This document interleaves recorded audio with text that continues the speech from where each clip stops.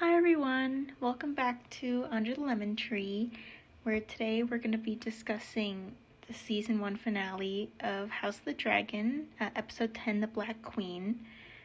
There's so much I'd like to discuss, so I'm just going to get right into it. So this episode begins with just this beautiful sweeping shot of the painted table. It's not yet lit up yet, as we see later in the episode when they light candles under it and it just beautifully illuminates. It looks like there's lava flowing through it, just lighting up the whole table. And I thought this was interesting because the table not being lit at the beginning seemed to represent to me that war has yet to strike. There's not a reason yet for this table to be used, for military strategy. There's not lords standing around it yet, planning attacks or anything like that. So it's almost like the fire of war has yet to strike. So the table has yet to be illuminated. And the only person there is Luke, who's touching the driftmark part of the table, and he seems he's reflecting on his duties and how he is the heir to driftmark, but it's not something he wants, and he's not sure if he's suited for it. And he just has this really sweet, beautiful moment with his mom where he's like, I'm not, why is it me? And I get seasick, and it's so sweet. And his mother, tries to comfort him, telling him, hey, when I was named heir, I was terrified. I wasn't prepared for it at all, but we were given our duties and we have to accept them. And it's so sweet how he calls his mother perfect, she calls him a sweet boy and, comforts him, gives him a kiss on the side of his head. There's just such a tender, loving mother-son relationship there. And I think illustrating that right from the beginning, of course, just adds to the devastation, the gut punch with Luke's death later. And it's so heartbreaking, and sweet how this harkens back to episode 7 when Corlys was trying to tell Lucerys, you're the heir to Driftmark, this is your birthright, and he says that he doesn't want it because it means that everyone else is dead if he takes the Driftwood throne, which is so devastating, and is a bitter piece of irony, a bitter piece of foreshadowing there, considering that Luke is actually going to be the first one to die, you could say, in this major conflict, in this war to come. So yeah, just a lot of the emotional beats and the tension of this episode are being established right at the beginning, and it's so sad, but also so sweet, seeing the kind of relationship that Rhaenyra and Lucerys seem to have, which just helps to drive home, of course, the kind of impact that his death is going to have on Rhaenyra. And then, Rhaenys shows up, and my heart was just aching for Rhaenyra because she has no idea what's coming to her. She even asks Rhaenys if she's bringing news about Lord Corlys and if he's recovered, but it turns out, no, that Rhaenys has come to tell her that her father is dead and that Aegon has already been crowned and has usurped her. She had no idea this was coming, and it's just so devastating seeing how all this news is thrust upon her at once. She has to try to understand the fact that, her father is dead, and now this impending war for the throne is coming to her doorstep, it seems. The throne has been stolen from her.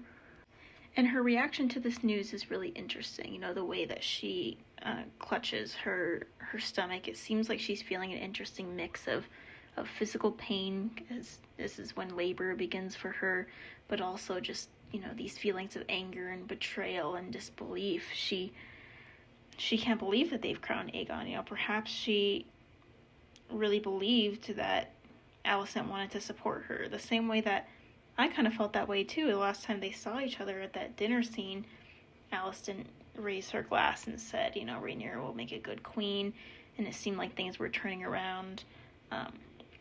it connects back to something I've spoken about in an earlier episode. I think it was last week's episode, about how I wondered if Alicent truly had come around or was coming around to supporting Rhaenyra again over her son. And if it was just hearing what Viserys said on his deathbed that changed her mind, or, you know, whether she really did secretly want Aegon on the throne all along.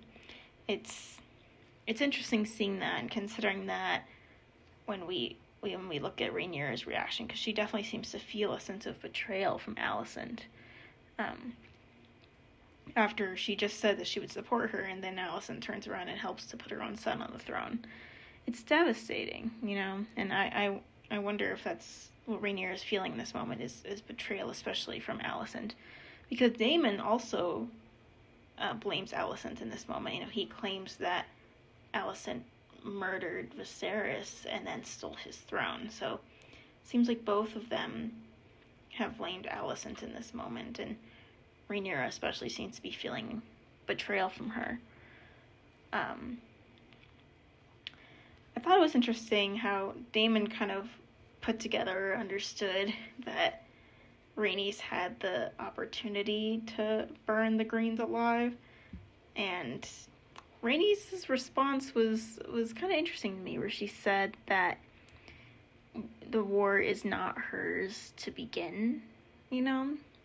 And I thought it was a little odd hearing her say that, because her grandchildren are betrothed to Rhaenyra's kids, and, you know, betrothed to the heir to the Iron Throne and the heir to Driftmark. So she does have a stake in this, you know, by having her grandchildren betrothed to Rhaenyra's children. She's created a marriage alliance with Team Black, with Rhaenyra's team. So to say that it's not her war to start, I thought was a little bit odd. You know, I think the truth of the matter may be more so that she just didn't want to kill people if she didn't need to. She didn't want to kill her enemies if she didn't need to.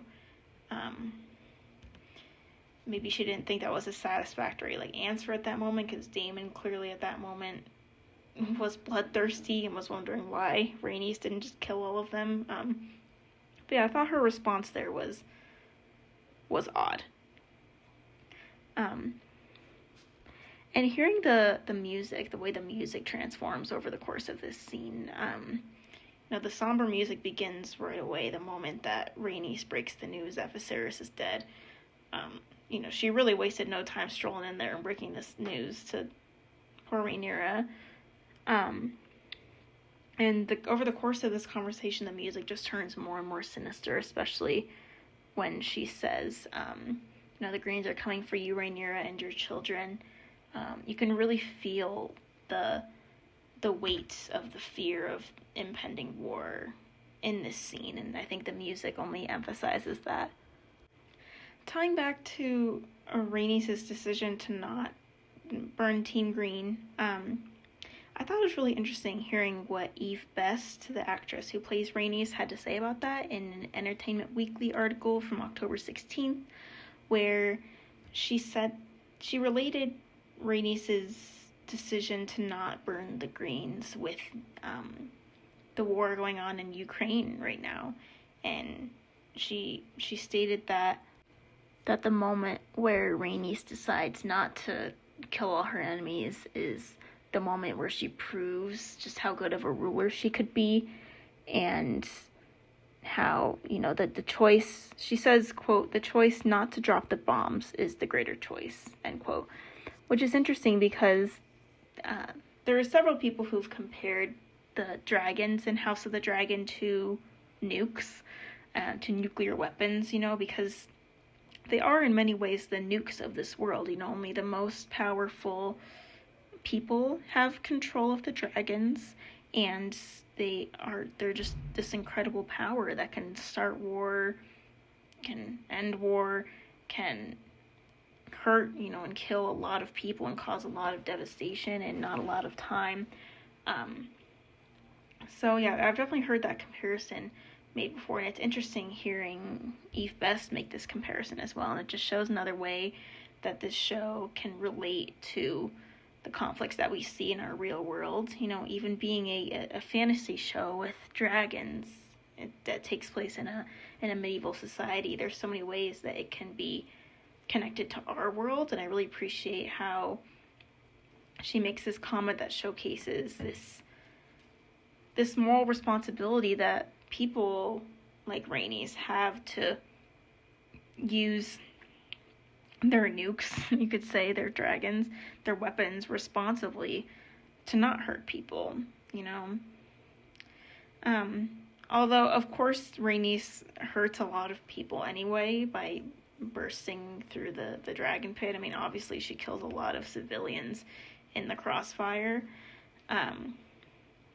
But, you know, no one in this show, everyone in this show has blood on their hands. And I think the significant moral conundrum that Rhaenys was faced with in that moment, and that Eve Best seems to be reflecting on by saying that, is, you know, she had the option to end the war right there and just to kill all her enemies in that moment, but she chose mercy instead, and that says a lot about her as a person, about her character, and the kind of moral responsibility that people who have control over such powerful weapons have to handle that weapon responsibly. So I thought that was really fascinating. I appreciated her making that comparison again between House of the Dragon and our real world and the real conflicts and conversation happening in our world today. Moving on to Rhaenyra going into labor, I thought it was interesting hearing in the inside the episode after this episode where Emma Darcy talked about how there's just this sense of injustice with how war preparations are being made, and some of the most important conversations in Rhaenyra's life are happening without her there, and how she can't be there because she's incapacitated by the fact that she, you know, is giving birth.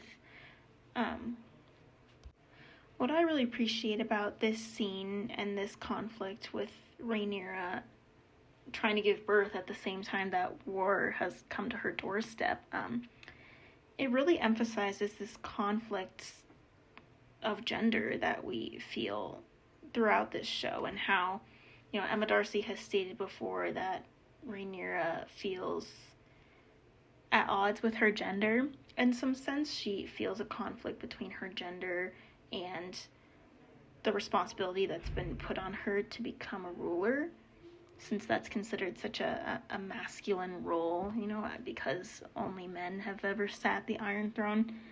And it seems like the choice to have Rhaenyra, you know, struggling through this really difficult, gruesome childbirth at the same time that she essentially has become queen because her father died and all the conflict that's coming along with that.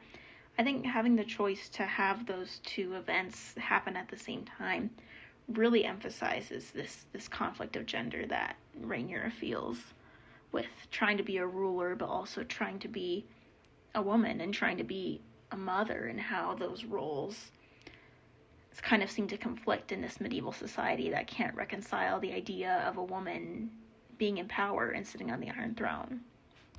In an Entertainment Weekly article published on October 27th, Emma Darcy kind of expanded a bit more on this idea, and how Rhaenyra has had this fear ever since, you know, her mother died, and how her mother, you know, suffered for so long birthing children, trying to birth children.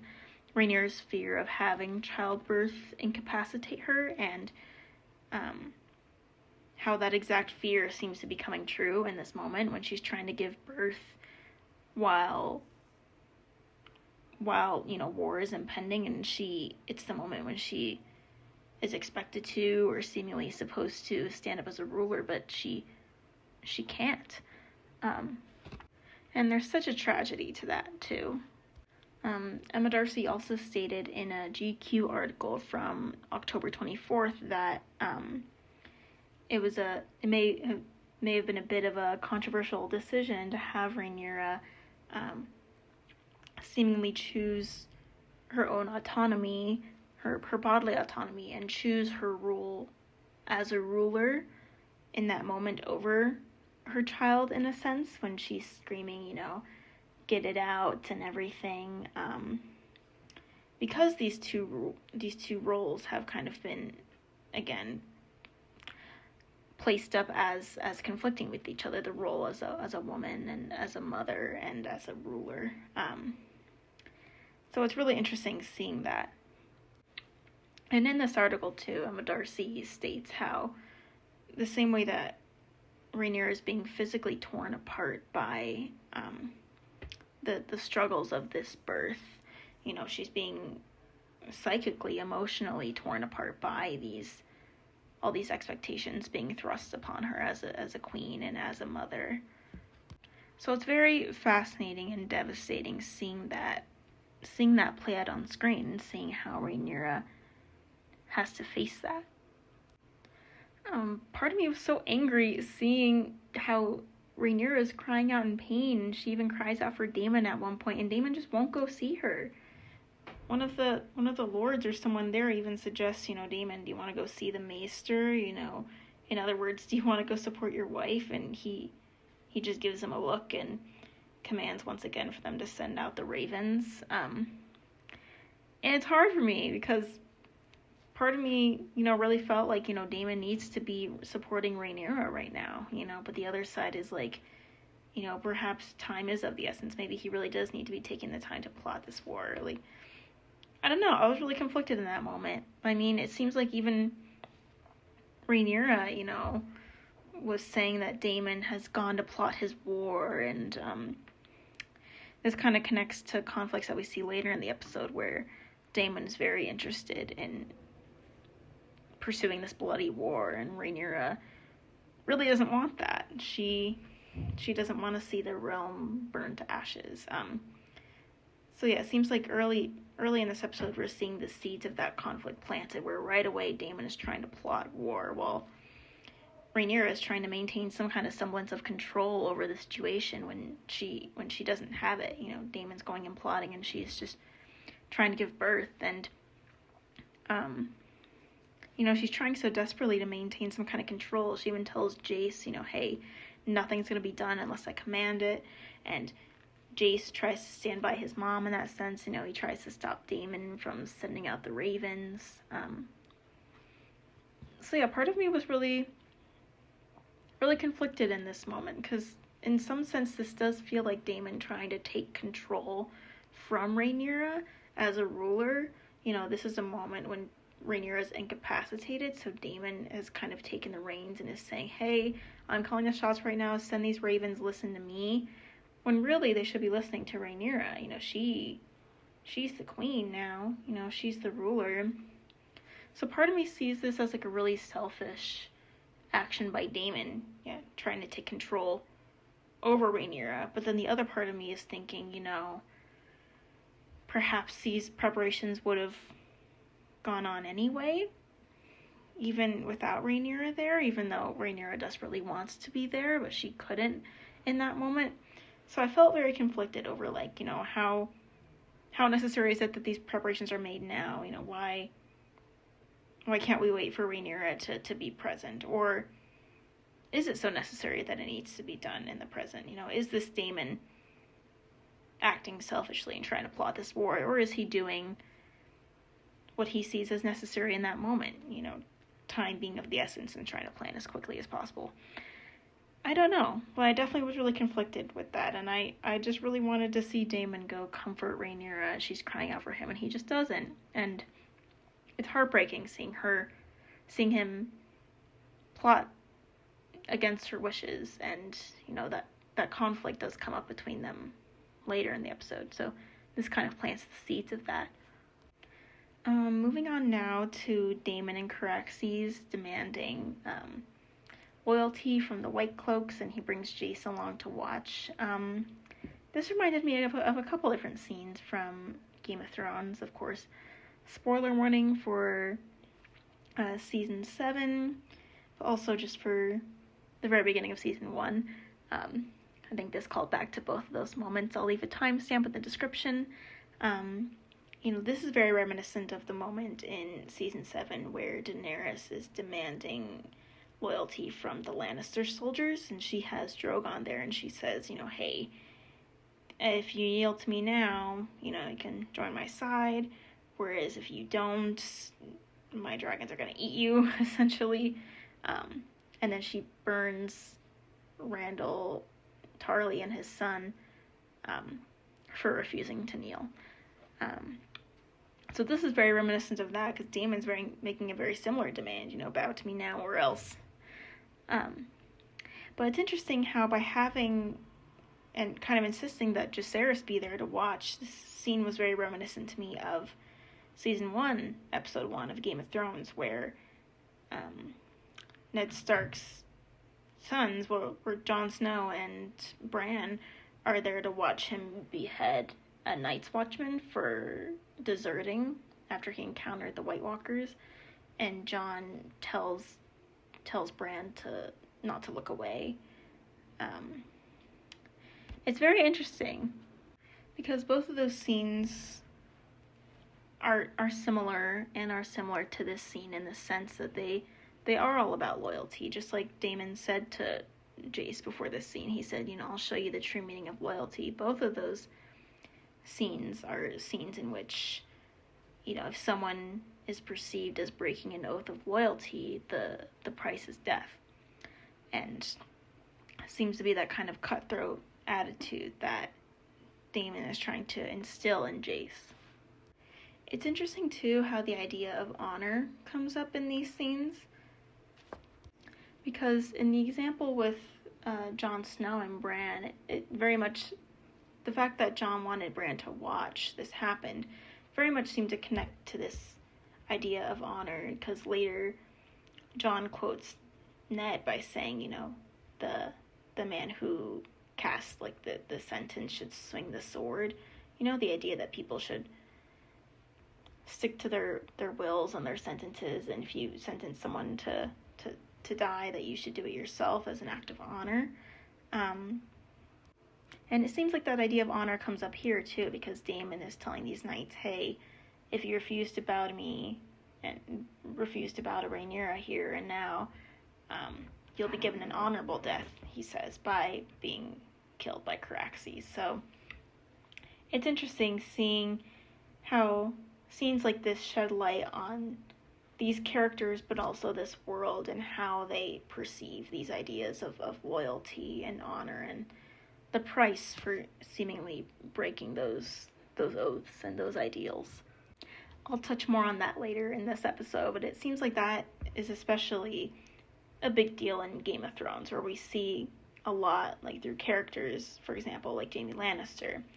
We see the issue of honor and loyalty and oaths come up in several characters in Game of Thrones and in several plot points. It's a very highly regarded value, it seems, in this world, in Westerosi society. I want to move on now to this idea of the bonds that the Targaryens have with their dragons, because I think that's an idea that we see in these scenes as well.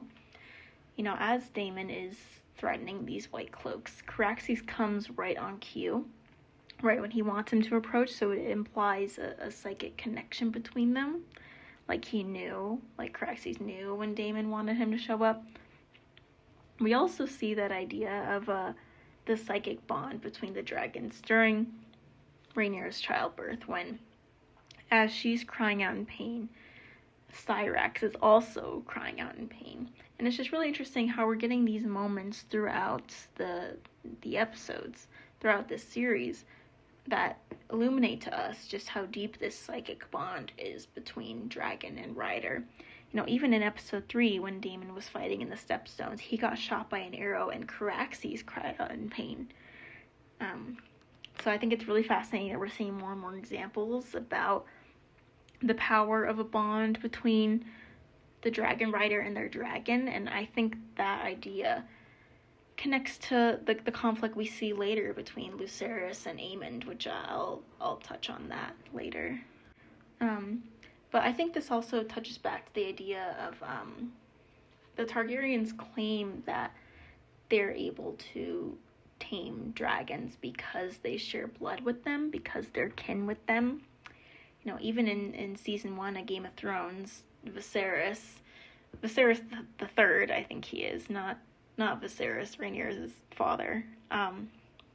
He claims that Targaryens quite literally have dragon blood flowing through their veins, or that they might, that's a strong possibility. And I think that idea is definitely kind of hinted at with seeing how strong their bond is, because that's where they claim the bond between dragon and rider comes from, is this shared blood and them being kin with dragons. But it's interesting how that idea is also sort of implied with the fact that Rhaenyra seems to give birth to a dragon baby. Barry Gower is a prosthetic makeup artist who has worked on Game of Thrones and is currently working on House of the Dragon. And he posted on his Instagram just a couple days ago a picture of the silicone baby that they created to be Rhaenyra's stillborn child. And you can see that, it has like a misshapen head and has like scaly skin. Her spine is kind of sticking out, like it's very, very lizard-like, the baby, very dragon-like. And it's interesting because this is not the first time in these television shows that a Targaryen has given birth to a dragon-like child. Again, spoiler alert for the end of season 1 of Game of Thrones. Daenerys's baby, supposedly, that she has with Khal Drogo is dragon-like. It's interesting because we never see the baby, and neither does Daenerys, but Mirri Maz Duur, the witch that was there, she claims that the baby had like leathery wings like a dragon and scales and all these things. And it seemed like the interesting difference is that it seemed like in that scene, to me, I got the impression that the reason the baby was born that way was because of Mirri Maz Duur, because Daenerys' baby, Rhaego, his life force was kind of used to save Drogo's life. And I got the impression while I was watching that scene that that's the reason the baby was malformed and turned into this dragon-like beast, was because of her meddling with Daenerys' pregnancy in that way. But it's interesting how we're seeing this instance of Rhaenyra giving birth to a dragon baby, supposedly without any kind of magical interference from a witch or anyone else. So it makes me wonder if Daenerys would have given birth to a dragon baby either way, whether or not Mirri Maz Duur had anything to do with it, or if it truly was a result of her meddling. Seeing Rhaenyra giving birth to a dragon baby definitely complicates that for me, makes me reconsider Daenerys' baby. But yeah, it's interesting because I feel like this is a scene that could also imply the idea that it is true that Targaryens quite literally have dragon blood in their veins, because now we've seen more than one example of a Targaryen giving birth to a dragon-like child. You could also say that this is the result of some, Targaryen incest, right? As well as these, dragon genes in their blood that's creating literal dragon children. It's a very interesting idea. And there's a lot of things that could be implied with Rhaenyra giving birth to a dragon baby, as well as Daenerys, and what that could mean for the Targaryens, and the role of magic and their bond with dragons, and the actual implications of that, and consequences of that, as well as the consequences of their incestuous habits. This could be seen as a consequence of that as well. In the aftermath of Rhaenyra's stillbirth, I thought it was interesting the way that Rhaenyra and Daemon were shot, the way the frames were shot, where the way that Rhaenyra was leaning over and the baby, where she was wrapping her child, was a mirror image of the way Daemon was bent over his sword. It's like it was showing their mirrored experiences of grief. Of course, I just wish we could have seen them grieve together more. You know, we don't really see any moment where Daemon is comforting Rhaenyra. You know, even when she was sitting on the floor holding her baby, and Daemon walked in, you know, we didn't get to see any kind of interaction there. And in this moment too, they're mourning alone. And I thought it was kind of interesting seeing them process their grief that way and do so separately. Because I guess I didn't expect that, and I guess I just really wanted to see them together comforting each other. So I was kind of surprised that we didn't see that. But I do think it was interesting seeing them being mirror images of each other in this moment and showing the way the grief is affecting both of them. I appreciate how in the Inside the Episode segment, Miguel Chapotnik mentioned that, you know, by experiencing this loss and cremating her child, Rhaenyra has become her father, because her father had to do the same thing when he lost his son and his wife, Emma. Which is so interesting and so poetic when we consider that at this moment that she is having to deal with the loss of her child and is cremating her child the same way her father did. She's also taking on her father's position on the throne and taking on his crown. So really interesting that we're seeing that parallel there of how much Rhaenyra is having to step into her father's shoes, not only by taking on his role as king, but also having to face the same grief that he did. And we saw just how deeply that grief affected Viserys for the rest of his life. You know, it seemed like he never forgave himself for the loss of Emma. We saw him, you know, crying over her rings and kissing those rings and, you know, accidentally calling Alicent Emma. So it'll be really interesting to see how this grief impacts Rhaenyra in the long term, the same way it affected her father. And I'll be interested to see that. I think one interesting hint and one interesting detail we see in this funeral scene that shows the way that the grief has begun to affect Rhaenyra is just like with the funeral of Emma and her baby.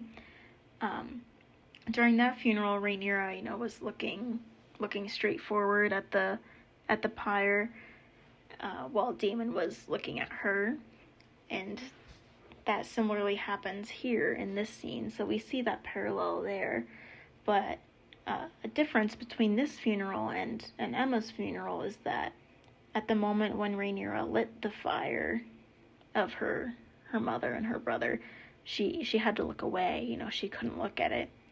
Whereas in this scene, she's staring directly at the flames. And I think it's interesting showing the way that, you know, she has changed. You know, in that first funeral scene, she was a child, a young teen, and in this one, she is an adult and a mother. So I think this shows just how differences in time and how she's facing these situations. And I think it's also showing the way that grief has affected her. You know, as a child, that was the first time she had experienced that grief of losing her mother and her baby brother. And it's not something she was prepared to face. It's not something she could even look at. But perhaps now as an adult, you know, unfortunately, this isn't the first time that she's experienced this kind of grief. And now she's facing it more directly, you could say. She's looking right at it, and it shows, I think, a shift in the way that she is experiencing it and understanding it because of her age and how she's matured, but also because she's experienced this grief several times now throughout her life, and perhaps it's affecting her in a different way now because of that, you know. I appreciate how in the Inside the Episode, after this episode, Emma Darcy stated that losing her children showed Rhaenyra that she really knew nothing about grief. You know, she lost her parents and she lost her lover, and she thought she knew grief, but then she loses her children, and it's an entirely new experience, it seems like. And I think even just this subtle nod to Emma's funeral, and the subtle differences in the way that Rhaenyra is behaving kind of helps to begin to illustrate that, I think. So I really appreciated that.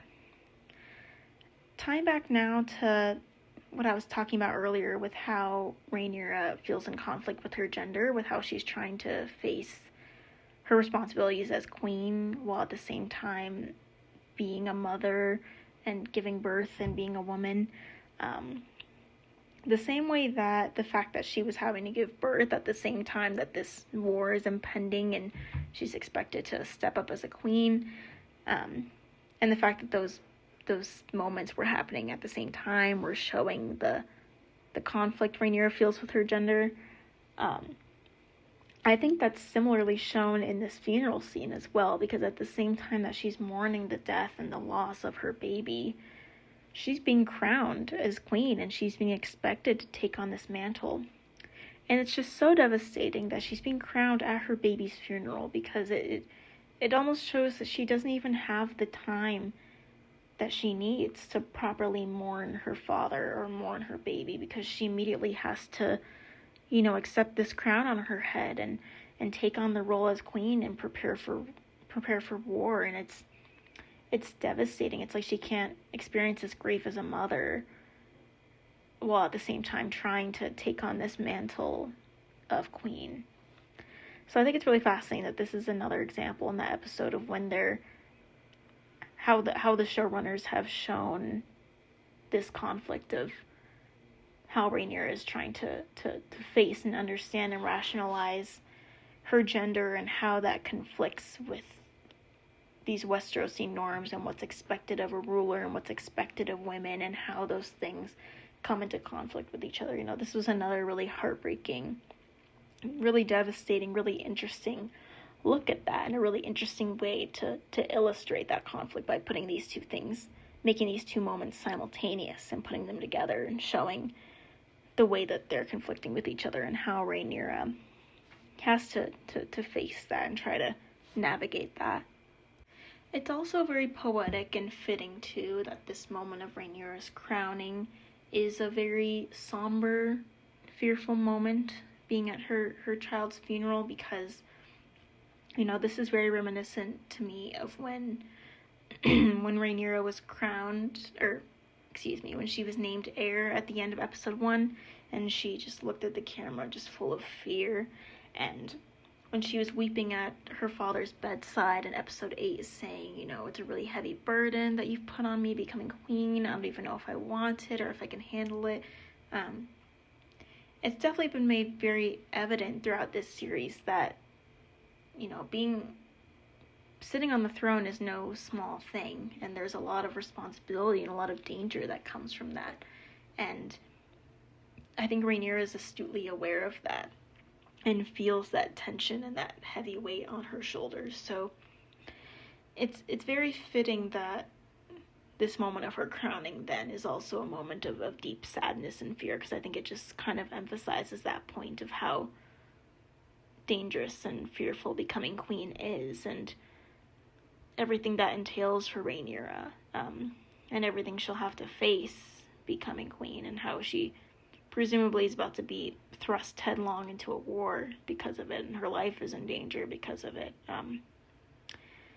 So yeah, it is a very fitting way to illustrate that danger by having her crowning be in this way. It definitely made me teary-eyed the moment that Rhaenyra was crowned.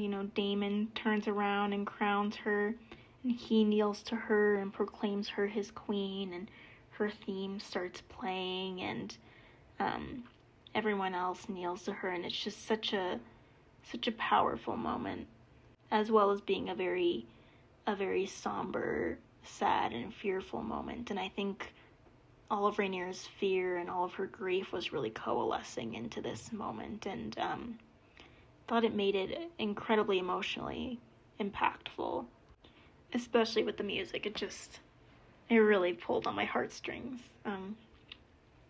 I thought it was significant too, seeing how everyone bowed or knelt in this moment except for Rhaenys.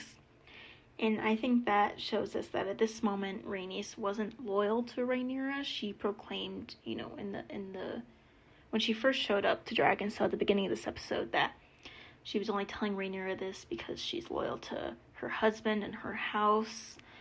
She wasn't proclaiming at this moment that she was loyal to Rhaenyra, and I think that's shown to us in that she's not bowing to Rhaenyra in this moment. She has yet to fully join her side. However, we see later in the episode that she does. She does come around to supporting Rhaenyra.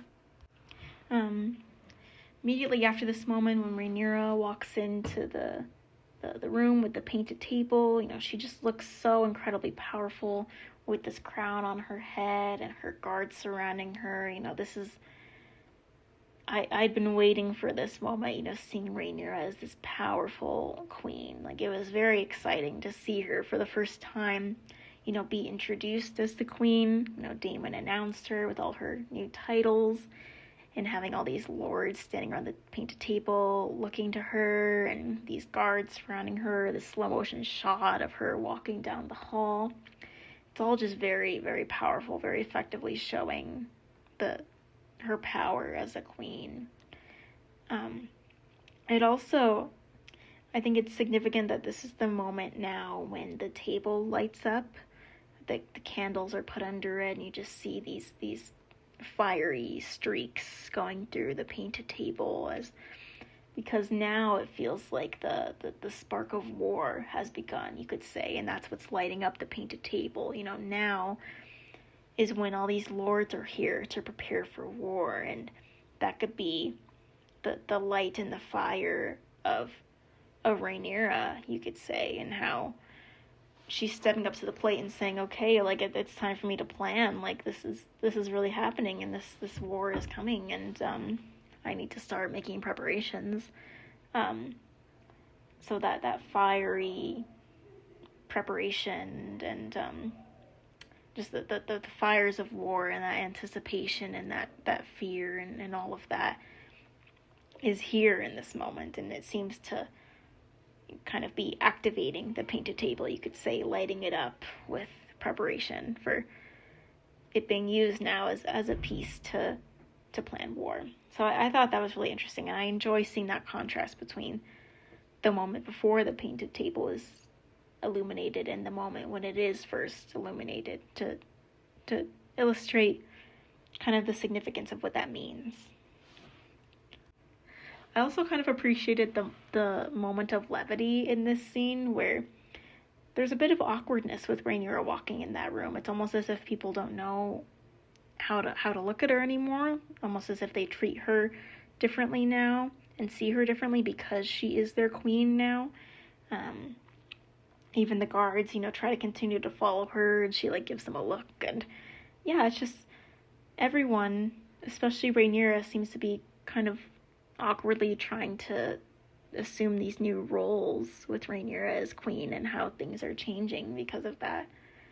I really appreciate how Rhaenyra, nodded to Rhaena and Baela and asked them to join around the painted table with her and be part of these war preparations, because it's such a contrast to how her father seemed to exclude her from small council meetings at the beginning of the season. Even after she was named heir, she was still made to be a cupbearer, rather than having a seat at the small council.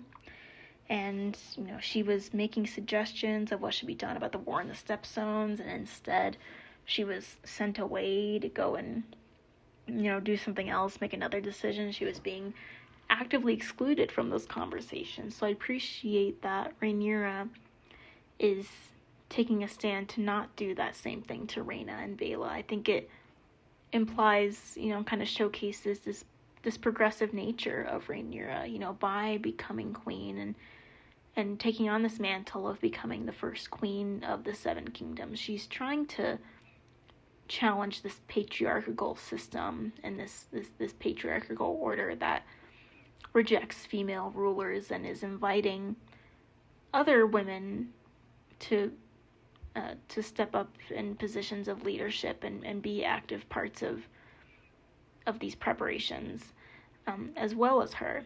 And I really appreciate that. It shows me Rhaenyra's determination to make a positive change in society in that regard.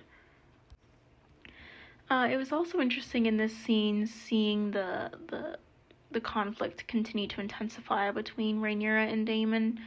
Rhaenyra, clearly is displeased that Daemon sent ravens without her permission because she didn't want anything to be done while she was giving birth. Daemon also seems to kind of talk over Rhaenyra, interrupt her at one point. And I like how this idea was mentioned in the Inside the Episode segment as well, the idea that we're seeing this tension between Daemon and Rhaenyra of their different wants, with Daemon wanting to immediately pursue, war and bloodshed, and Rhaenyra being more hesitant to take on that route and wanting to pursue a more peaceful course of action. And the conflict with how they have these different opinions, but all that conflict is happening, within the confines of a marriage. So that's very interesting to see.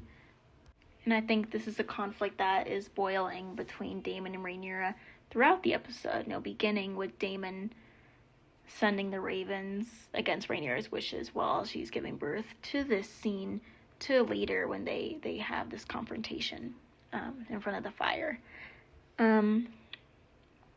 So moving on now to the moment that Otto and company show up. Of course, I love that this is like a callback to episode 2, when Daemon and Otto also had, this standoff on Dragonstone. It's just interesting now seeing Rhaenyra almost being on the opposite side of it now, you could say. The first time she showed up at Dragonstone to defuse this situation, she wasn't necessarily on Otto's side, but she went there to confront Daemon and to stop whatever bloodshed was going to happen and to get Daemon to surrender. But this time, she's on the other side. Her and Daemon are standing on the same side, and they're trying to confront Otto. So that's a really interesting, showing that parallel, but showing the difference in allegiances in this moment compared to the moment in episode 2. And I thought it was significant too, because when Rhaenyra shows up to Dragonstone in episode 2, she does it to prevent bloodshed. She does it to find a peaceful resolution to the conflict, and she does that. And it seems like Rhaenyra has very similar intentions here. Daemon takes out his sword, and it seems like there's this huge standoff, but Rhaenyra is the one who says no. We're gonna do this peacefully. Okay, Otto, I'll come to you with an answer tomorrow. And I thought that was significant too, showing those parallels too, and how, just like back then in episode 2, Rhaenyra still would rather find a more peaceful resolution to things than resort to bloodshed. And I of course loved those banger of lines with her saying, I'm Queen Rhaenyra now, and Daemon talking about how, I'd rather feed my sons to the dragons and have them serve your usurper king, and it was just great. I love seeing their Targaryen fire in full display, telling Otto to just leave. And nose, please. Going back to the idea of oaths that I was talking about earlier, I thought it was strange hearing Otto say that, stale oaths will not put you on the throne, Rhaenyra, because she was saying that, hey, all these lords swore fealty to me, they need to support me in becoming queen, or else they're oath breakers, pretty much. It's funny how Otto is pretty much like, that doesn't matter, because it was so long ago, it's a stale oath. I thought that was weird, because in Game of Thrones, we're definitely shown that oaths are a big deal. Breaking an oath is like a terrible sin, it seems like, to the people of Westeros. Again, look at characters like Jaime Lannister, right? He was constantly vilified as an oathbreaker and a kingslayer because he betrayed his oath as a White Cloak to protect his king by killing his king.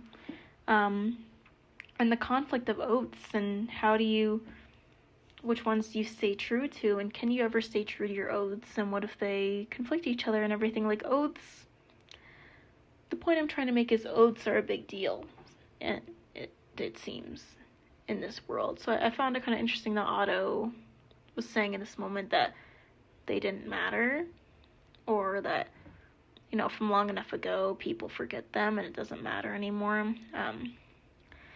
So I found that to be kind of a surprising contradiction. I wonder what that says about the people of this society, if they only see oaths as important when it's convenient to them, you know, or how willing they are to break oaths, such as their oath to support Rhaenyra's claim to the throne, if it benefits them, like Lord Borros Baratheon, who, well, first of all, you know, his father made that oath, not him, so I think that's definitely part of it, but also him saying, you know, hey, Rhaenyra's not offering me anything, like Aemond and Team Green are offering me marriage pacts for my oath, so I think it's interesting showing that conflict between this idea of something, you know, so noble and so honorable, this idea of staying true to an oath and the importance of that, versus perhaps to other characters how that might not seem so important, or how the importance of oaths might seem relative depending on someone's, you know, personal position or what they think they can get from maintaining an oath or breaking it. The idea of oath making and breaking and keeping is also really significant to Criston Cole's character. You know, he's really torn up about the idea that he broke his oath by sleeping with Rhaenyra. But I think it's interesting too because, you know, that oath was so important to him because it's all he had. He didn't come from a noble house, you know, him becoming a White Cloak he saw as like the highest honor of anyone in his family. So I wonder too if that's part of it, you know, if someone doesn't start out with much, but then they achieve such a high position of status in this society, like Criston Cole did, becoming a White Cloak, perhaps that makes that oath mean a lot more to him versus other characters who perhaps have more, like Borros Baratheon, right? You know, he has a whole kingdom, and how those oaths then, such as the oath to support Rhaenyra, might not mean as much to these characters who,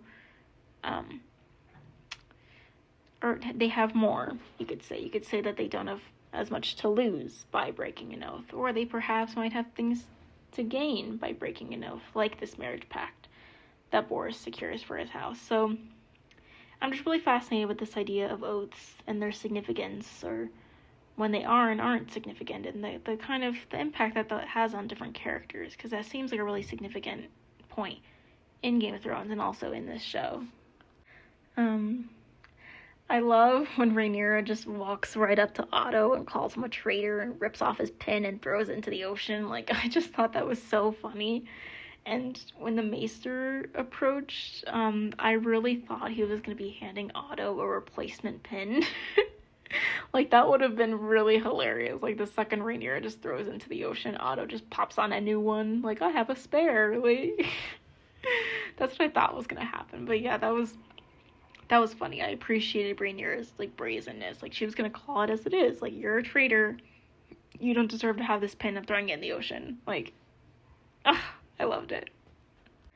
So, of course, you know, the Maester actually hands Rhaenyra the page that she ripped out of the book when her and Alicent were friends, and how this has become sort of a symbol of their friendship. I thought it was really sweet seeing the impact this has on Rhaenyra. You know, she sheds a tear. Clearly, she does still have a love for Alicent.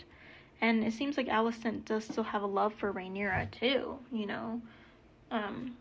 You know, the way that she clutched her hand after that family dinner and was like, you know, don't leave, you just arrived. Like, it seems like there's still genuine love there as friends and a desire to reconcile. So it seemed like that was really on full display here. Rhaenyra's heart was aching, remembering her friend Alicent. But what I think is interesting too about this scene is how this illuminates the extent of Otto's emotional manipulation, because it's so twisted that he was criticizing his daughter for showing mercy to Rhaenyra and not wanting to kill her, and she's like, oh, he was like, all like, were you showing this mercy to Rhaenyra because you guys used to be friends, were you making this like exception for her? It's like he was accusing it of being a weakness. And I love that Alicent clapped back and was like, it's not a weakness to not want to kill someone in cold blood. Like, so it's strange how on the one hand he's trying to discourage Alicent from feeling the friendly emotions of, sympathy and remembering the friendship Rhaenyra and Alicent had, whereas he's trying to make Rhaenyra remember that. He's trying to really get Rhaenyra to dwell on that in order to persuade her to relinquish the crown. So it's really interesting seeing just how Otto is using the former friendship between Alicent and Rhaenyra to manipulate them both, by telling Alicent, you need to stop thinking about this, you need to forget this, but telling Rhaenyra, hey, you need to remember this. All just for his own means, all to get the outcome that he wants, which is Rhaenyra dead and Aegon on the throne. So very fascinating seeing how Otto has weaponized Rhaenyra and Alicent's friendship and their affection for each other and is trying to use it for his own ends and his own means. Moving on, I appreciate just how much we see Rhaenyra's capacity to be a good queen because she's so much more concerned about unity and peace in the realm than her own position on the throne. She says that she doesn't want to burn everything down, it's a very Daenerys-esque line. Daenerys also says that in Game of Thrones. She says she doesn't want to be Queen of the Ashes, Rhaenyra says she doesn't want to rule over a bunch of ash and bone, and she talks about, what's more important, peace and unity in the realm or me being queen, and I really appreciated that from her, and it shows... I think it shows her good heart and how she doesn't want this senseless bloodshed. And it shows just this conflict she has throughout the episode of these lords itching to go to war, especially Daemon, but Rhaenyra trying to quell them, trying to prevent that. And this is the moment too where that conflict between Rhaenyra and Daemon comes to a head, and they order everyone else out, and Rhaenyra accuses Daemon of just wanting war so that he can kill Otto, and that it not really having anything to do with like this succession battle, and this is this moment where Daemon attacks Rhaenyra and chokes her, and it's interesting how this is such a moment of where Rhaenyra and Daemon get this understanding that Rhaenyra really was always the heir. Where Daemon sees that Rhaenyra was told about this prophecy, was told about this thing that only heirs know about, that Daemon never heard. And, this reminds me a lot of in episode 3 when Lucerys was talking to Lord Jace Lannister, and he said, it's not like I named Rhaenyra heir on a whim. And this proves just how true that is. He truly saw Rhaenyra as his heir, and he truly never saw Daemon as his heir because he never told Daemon about this prophecy. And it's interesting because it seems like that's the moment that this dawns on both of them, where Rhaenyra says, it was never you, was it? And just that understanding really weighs heavily on them in this moment and crashes down on both of them. I was really shocked first time I watched this episode seeing Daemon hurt Rhaenyra. I definitely saw him as someone who could never hurt Rhaenyra, and I was really shocked about that. But I think the more I thought about it and the more I heard these other thoughts about how much this showcases the idea of legitimacy, and how this reframes for Daemon and Rhaenyra their thoughts about Viserys and how Viserys saw them in relation to the throne. It made this moment make a lot of sense for their characters, despite how shocking it was. Of course, that's not me in any way trying to justify what Daemon did. Of course, it's not okay.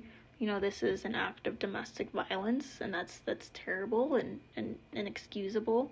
I'm just trying to explain from a character point of view why it makes sense for these characters to be acting this way. Moving on now to Corlys and Rhaenys. You know, I appreciated how Corlys finally saw Rhaenys' point of view and finally admitted what Rhaenys has been saying all along, which was that, there's no use for this ambition for the throne.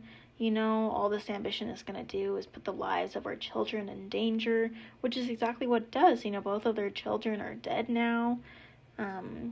Corlys almost died. And it seems like this is what it took for Corlys to finally understand. And it killed Vaemond as well. And it seemed like Corlys was finally like, okay, like, I understand. You were right all along. My ambition for the throne is over. But I thought it was interesting, too, how Corlys said in this moment, like, you know, we're not going to take sides in this war. We're just going to go to Driftmark and live a quiet life. It reminds me a lot of earlier in the episode when Rhaenys said, you know, I didn't kill the Greens because this isn't my war to start. Similarly, Corlys is saying, hey, we're gonna, like, try to not get involved in this war. But I just think it's so strange to hear these characters say that because, again, like, Corlys, your granddaughters are betrothed to Rhaenyra's sons. Like, you are a part of this conflict. You have allied yourself with a marriage pact through Team Black, so you can't just step away from this. Like, you have to be a part of this. And I appreciate how Rhaenys was able to shed some light on Rhaenyra's motives. You know, at first Corlys was still blaming Rhaenyra for Laenor's death. And Rhaenys was saying, you know, hey, like, Rhaenyra is actually the only one keeping the realm from being plunged into war right now. Like, everyone around that table wants her to go to war, and she's telling them not to. Like, I think even just with showing her restraint, perhaps Rhaenyra has proven herself as a worthy queen to Rhaenys, and maybe that's where her change of heart comes from, and perhaps that's where Corlys' change of heart comes from as well. You know, seeing that moment of him walking in to the room with the painted table. Again, those Velaryons love their grand entrances, don't they? He definitely gets one. And seeing him proclaim for Rhaenyra's side. And, you know, just how Rhaenyra looked really surprised at that moment and really humbled in that moment. That the Velaryons have decided to definitively to support her. It's just such a relief seeing the support when for so long, you know, there was this animosity between Rhaenyra and Rhaenys.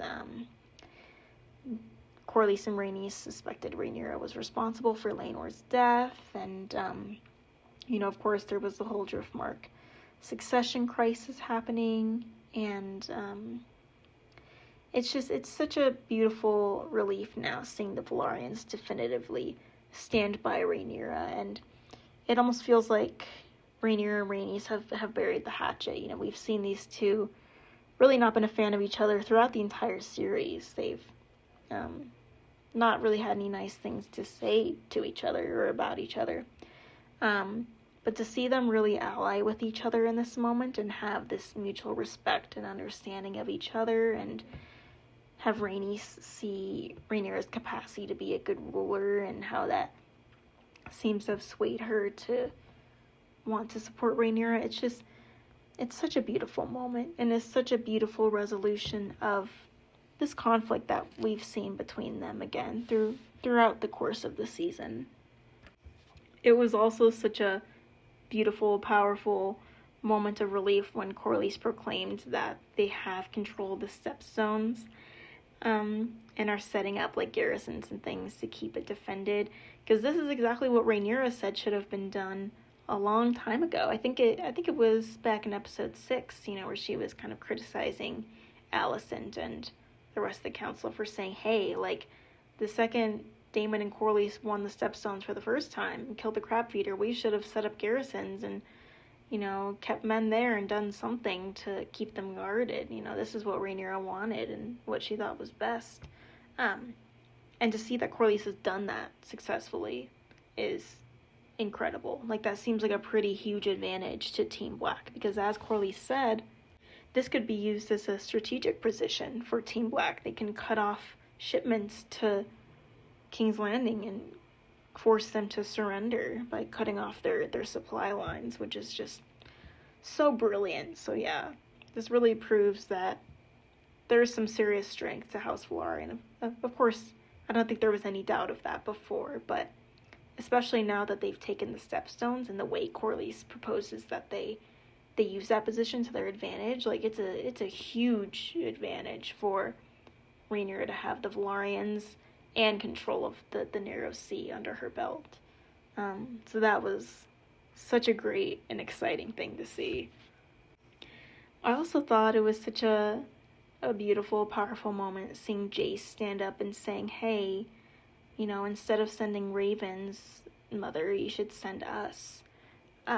Because dragons are faster and more convincing, This reminded me a lot of Rhaenyra when the conflict between the stepstones was happening earlier in the show. In episode 2, Rhaenyra was saying, hey, like, we should send our dragons to the stepstones in the form, in order to show, like, a show of force. Like, she was telling her father, send me, like, I have a dragon, we have several dragon riders here, send me to the stepstones and we'll show the Triarchy what's up, and that show of force may persuade them, may end this war.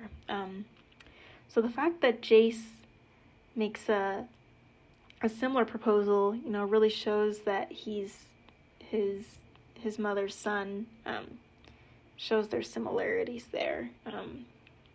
So yeah, that was a really beautiful moment. And as Emma Darcy said in the Inside the episode, this is the moment where Rhaenyra, for the first time, has to look at her sons as men.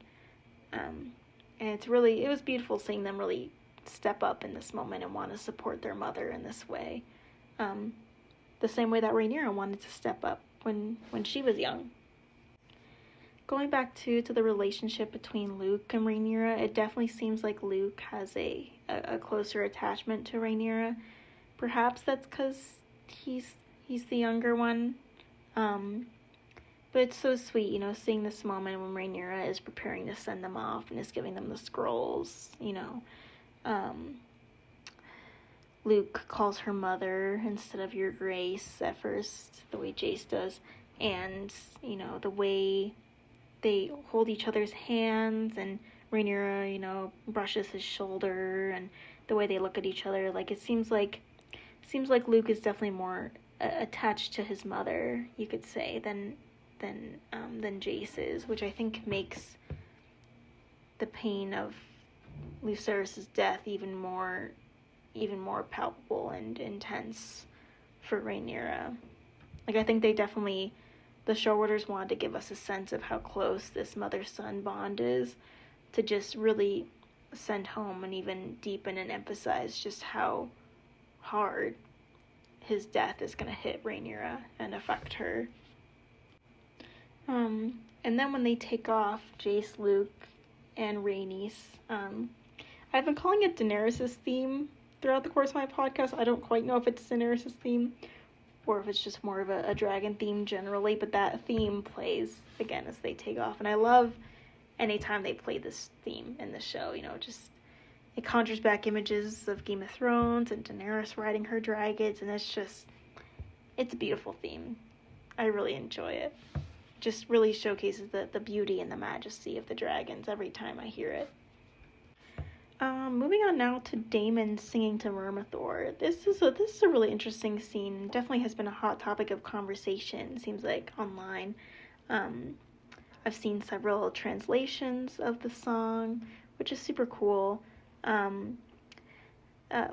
piece of content I really like that's been made inspired by this scene is David Lightbringer, the YouTuber, really cool Song of Ice and Fire YouTuber.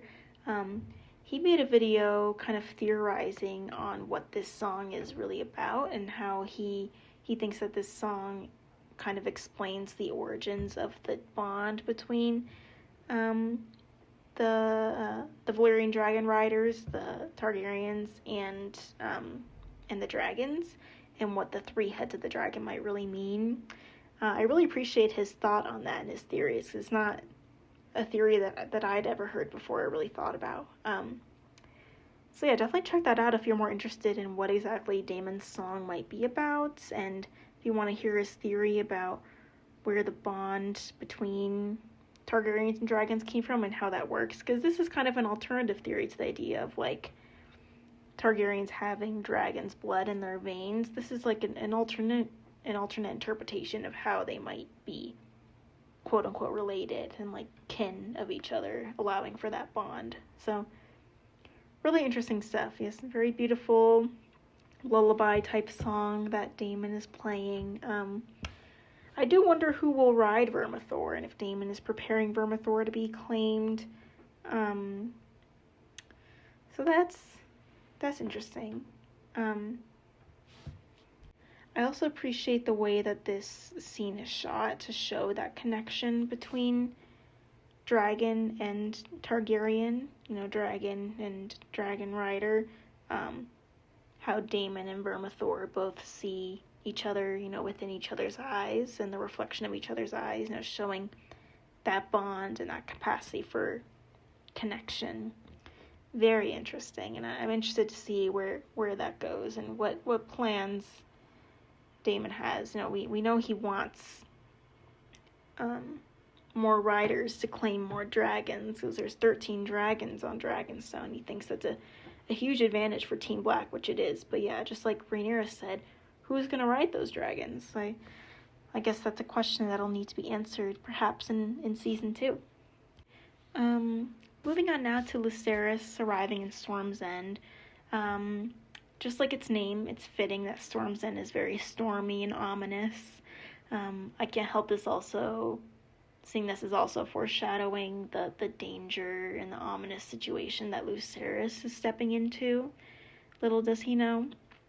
And that moment too, where we see Vhagar just looming over the horizon amidst all this thunder and this lightning and these clouds, it made me feel like I was looking at Godzilla, over like a cityscape. And it's interesting how there was like a horror aspect to that shot. Vhagar just being this monstrous beast looming in the distance. Again, kind of foreshadowing Lucerys' demise that will come at the hands of Vhagar. I thought it was strange that Borros wouldn't read the scroll that Lucerys brought himself. I wondered if this is because, he is illiterate and he can't read, or if this was just, a refusal to read, some kind of, egotistical stubbornness, not wanting to read. I don't really understand why that is, but it wasn't expected. Guess it shows you something about him as a person. But again, whether he just simply can't read or refused to, I'm not sure. Tying back to the ominous foreshadowing of the storm, there's definitely some irony to the fact that the moment that Lucerys gets clear of the storm and is amidst clear skies and thinks that he's in the clear is the moment that he dies. So there's definitely some cruel irony there. And diving more into this conflict between Daemon and Luke on these dragons and how it leads to Luke's death, I thought it was interesting, thinking about the way that this may have happened. It seems like it could have been a combination of what Viserys said in episode 1, that, we don't control the dragons, it's an illusion. We've definitely been shown that dragons are intelligent creatures and have thoughts and wills of their own and may not act the way that their riders would like. Even earlier in the show, when Laena was begging Vhagar to kill her, he didn't listen at first. He didn't want to set her on fire. He didn't want to kill her. He clearly cared about her and had a reluctance. So it seems like the dragons do have some autonomy. They can think for themselves, and they might not always act the way that their riders command. And that was seen in full force here. Both Aemond and Lucerys were commanding their dragons to serve them and saying, no, don't do that, stop, but I think another interesting thing to consider too when we think about how this conflict happened and how Luke was killed, is that part of this could also be because Lucerys and Aemond are so young and are not as experienced of dragon riders as some of the older dragon riders we see in this show.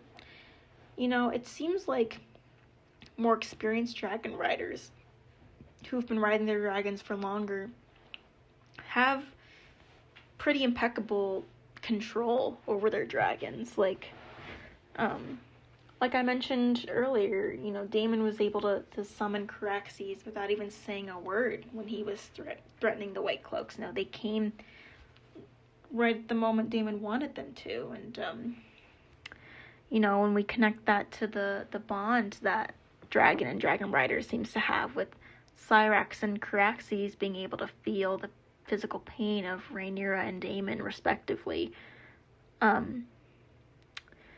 Even the bond between Rhaenys and Meleys, there doesn't seem to be any conflict there with the way that they behave. Rhaenys seems perfectly comfortable and in full control over Meleys. And it seems like that's because Daemon, Rhaenyra, and Rhaenys have all been riding their dragons for decades.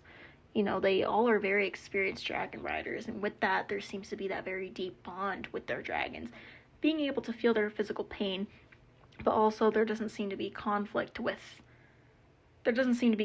between the way they want to act and the way their dragons want to act. So it's interesting to consider how Aemond and Luke's youth and their lack of experience as dragon riders may have led to this as well. Perhaps their bond with their dragons is not as strong as it is for more experienced dragon riders, so they have a harder time controlling them, and that may make it more likely, perhaps, for their dragons to act in their own way and out of the interest of the rider. But of course, I think this also shows us that the dragons do have minds and thoughts of their own and may act outside of the wishes of their riders. So I think it's interesting the way that this scene kind of highlights that and showcases the consequence of that. Again, these dragons are huge, powerful, devastating weapons. And you have to be cautious about playing with them, or else, people are going to get hurt. People are going to die, like Lucerys did. I wonder, too, if Aemond is going to own up to this or not. When he returns to King's Landing, I wonder what he's going to say. I wonder if he's going to confess that Lucerys is dead, or keep it a secret, or say that he murdered him, or say that it was an accident. I really don't know how Aemond is going to justify or explain this, or, it's clear that he didn't want to kill Lucerys. Now, he had this look on his face after he did it, oh no, I've really started something now, what am I gonna do now? Even in the inside the episode, they say, this seems like a declaration of war in a lot of ways. If crowning Aegon wasn't a declaration of war, then killing Princess, now Queen Rhaenyra's son, definitely is. So it's interesting seeing how Aemond may have unintentionally, kicked off this war just as a result of his own, recklessness and his youth and inexperience with his dragons, and how he let his emotions and his desire for his revenge against Lucerys for taking his eye really get out of hand and have really severe unintended consequences. So finally, when we come to that final shot, I love finding out that the shot of Daemon approaching Rhaenyra, grabbing her hand, and they walk to the fireplace as he reveals that Lucerys has been killed. It's incredible hearing that this was all Matt Smith's idea, and that this was explained in a GQ article published on October 24th. It's just so fascinating, because again, there's such a tension there. You know, sometimes the best thing in film or television is what you don't see, and there's such beautiful tension and power in how they don't show us Rhaenyra's face right away. You know, we see her pain, just the way that she stumbles and lowers her head, and this really somber version of her theme is playing, and then the music swells and turns really sinister, before, you know, she finally turns around, and just seeing that fire in her eyes and that new look on her face, like, oh, it made me think, like, we're gonna see this angry, vengeful, bloodthirsty, murderous, grieving mother Rhaenyra, and I hope we do, because, you know, just like Emma Darcy said, the loss of her children seems to be a grief that Rhaenyra hasn't experienced before, and it changes the way that she looks at grief and changes the way she looks at the world. So I'm so excited and intrigued and fascinated to see how this grief is going to affect Rhaenyra moving forward in the story. I mean, seeing this look on his face tells me now that perhaps that trepidation, that wanting peace and wanting to prevent war, it seems like that's all gone now, that's all faded away, and that her grief and her desire for vengeance and rage perhaps is gonna overpower that. Yeah, that look in her eyes just gave me chills. I'm really fascinated to see what happens next and how this grief changes Rhaenyra and her outlook on things. And yeah, I love that this was the final scene, because like I mentioned in my live stream before the season finale, I really enjoy scenes in Game of Thrones and House of the Dragon in front of fireplaces. It always feels like these very intimate, very emotionally charged scenes, you know, characters, because normally in front of a fireplace, it's these conversations between characters in like these close, intimate relationships, and it tends to be these very, you know, fiery conflicts.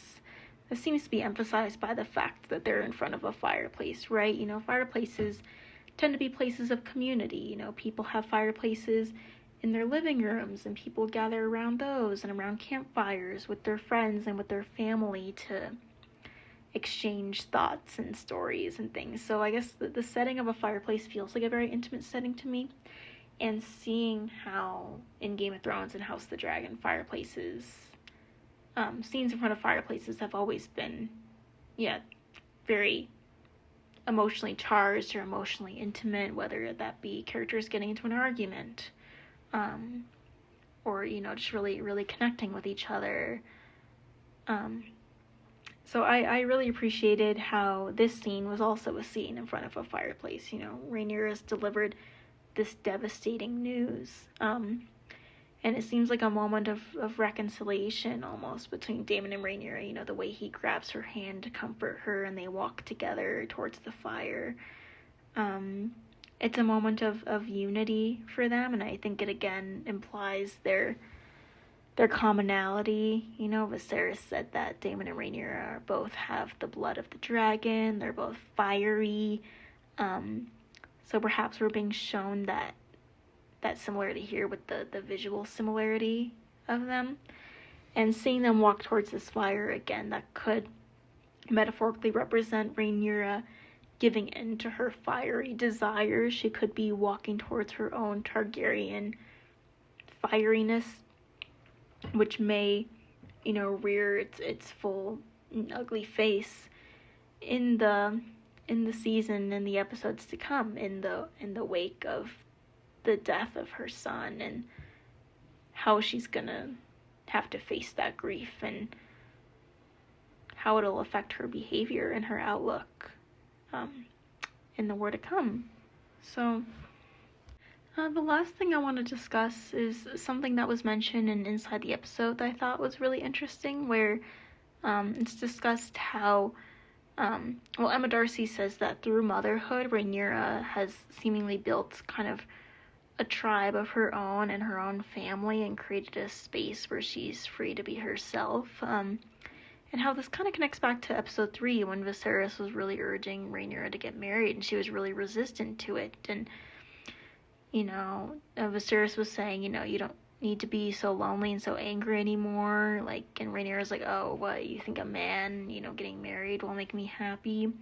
And Viserys is saying, well, I think a family will. And it seems like that's really the case. Rhaenyra has built her own tribe and her own family through these children. And that just adds to the tragedy of their loss and how it's like members of her tribe, members of her family are being picked off now. Which again, it'll just be so interesting seeing how that grief changes her and how she faces it and how that changes her outlook on the world and on this war and this conflict. So that is all my thoughts on the season finale of House of the Dragon. Thank you so much for joining me. This has been my longest episode yet. I didn't anticipate that. But there was just so much to say about this finale. It was just incredible, very emotionally charged, very impactful episode.